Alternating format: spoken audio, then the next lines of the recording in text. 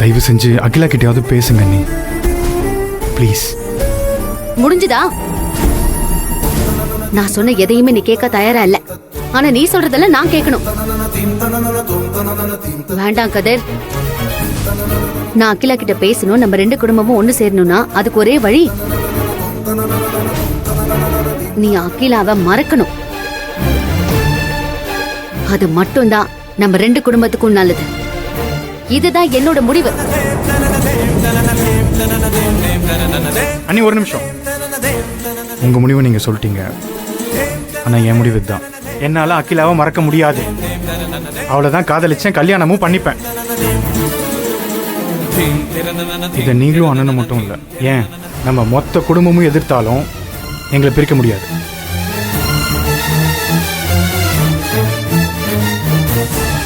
நான் வரேன்.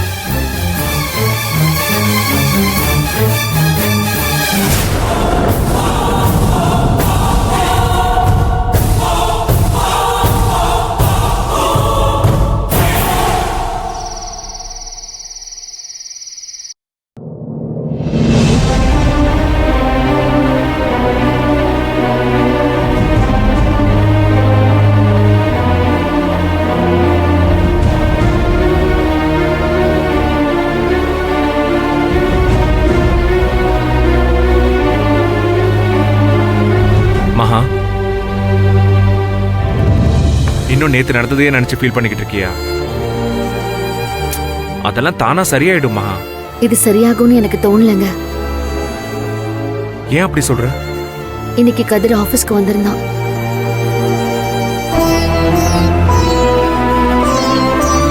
என்னவா?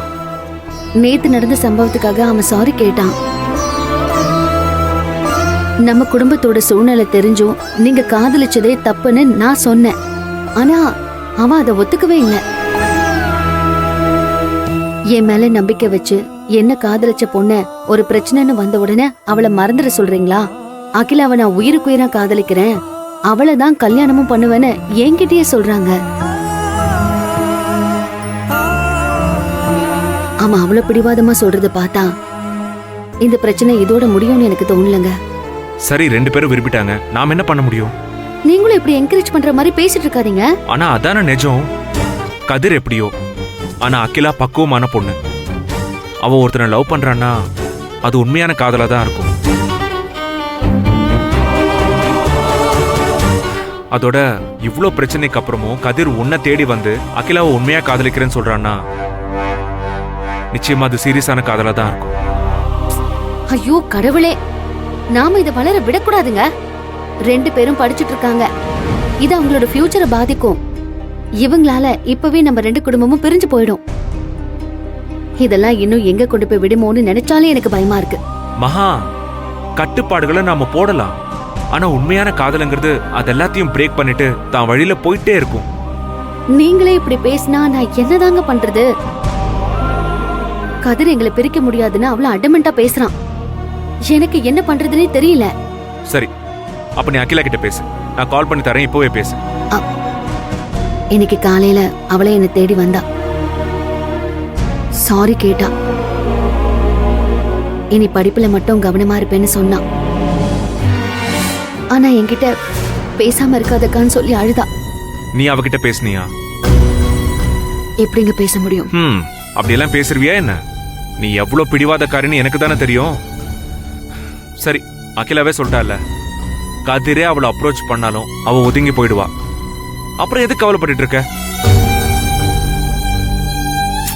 மகா, இன்னும் என்ன யோசனை?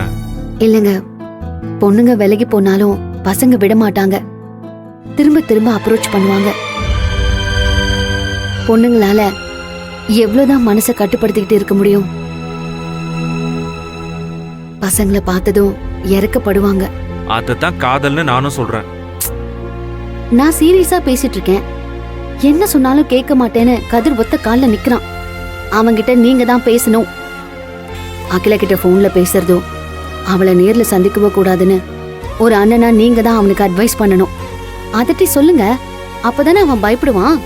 யார் அவனுக்கா? காதெல்லாம் வேண்டான்னு அட்வைஸ் பண்ணா அட்வைஸ் பண்றதுக்கும் ஒரு தகுதி வேணும்னு என் முகத்துல அடிச்ச மாதிரி பேசுவான். அப்போ இதுக்கு என்னதான் வழி? இந்த விஷயத்த கொஞ்ச நாள் ஆற போடுவோம். ம்? எல்லாத்துக்கும் காலம் பதில் சொல்லும்.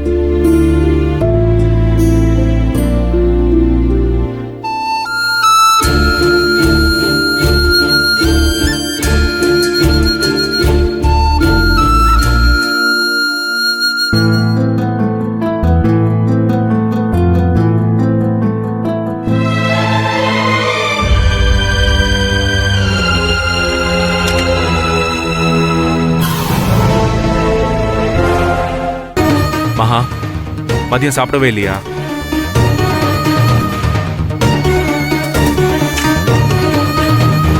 ஏன்? சாப்பிடவே பிடிக்கலங்க. சாப்பிடலன்னா உடம்பு என்னத்துக்கு ஆகும்? சரி வா, சாப்பிட போலாம். நீங்க போய் சாப்பிடுங்க, நான் அப்புறமா போய் சாப்பிட்டுக்கிறேன். மத்தியானமும் சாப்பிடல, இப்பவும் வேண்டான்னா என்ன அர்த்தம்? கொஞ்ச நேரம் நான் தனியா இருக்கேனே. மகா, உனக்கு என்னதான் பிரச்சனை? ஏய் மகா, என்னாச்சு? ஏன் கண் கலங்குற? அத்தை என்கிட்ட முகம் கொடுத்து பேசவே மாட்டேங்கிறாங்க. காலையிலயும் பேசல. ஆபீஸ் போயிட்டு வரேன், அப்பவும் முகத்தை திருப்பிக்கிட்டாங்க. இப்ப நான் சாப்பிட போனா என்ன ஆகும்? அவங்க எழுந்து உள்ள போயிடுவாங்க. நான் எதுக்கு அங்க வந்து சங்கடத்தை கொடுக்கணும்? எல்லாரும் தூங்க போனதுக்கு அப்புறம் நான் சாப்பிட்டுக்கிறேங்க. ஏய், அம்மாவோட கோவம்லாம் ஒரு கோவமா? இங்க பாரு, நான் ஃப்ரெஷ் ஆயிட்டு வரேன், நம்ம சாப்பிட போலாம். ம்?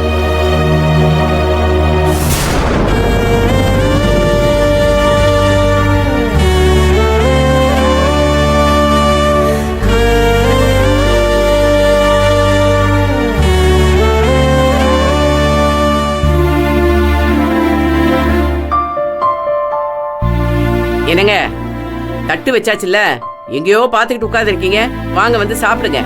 செல்வமும் மகாவும் வந்துட்டோன்னு பார்த்தேன். அவங்க வருவாங்க, நீங்க வந்து சாப்பிடுங்க.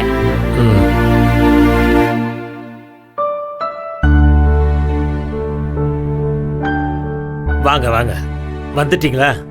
காலையிலே அறக்க பறக்க ஓடுறீங்க, மதியம் யாரும் வீட்டுல இருக்கிறது இல்ல. ராத்திரி ஒரு வேளையாவது எல்லாரும் சேர்ந்து உட்கார்ந்து சாப்பிடலாம்ல? உங்களுக்காக தான் வெயிட் பண்ணிட்டு இருக்கேன். வாங்க. செல்வம், நீங்க சாப்பிடுங்க, எனக்கு தலை வலிக்குது. கொஞ்ச நேரம் படுத்து எந்திரிச்சிட்டு வரேன். மா, நாங்க வர்ற வரைக்கும் நல்லா தானே இருந்தீங்க? மகாவை பார்த்ததும் உடம்புக்கு முடியாம ஆயிடுச்சு, அப்படிதானே?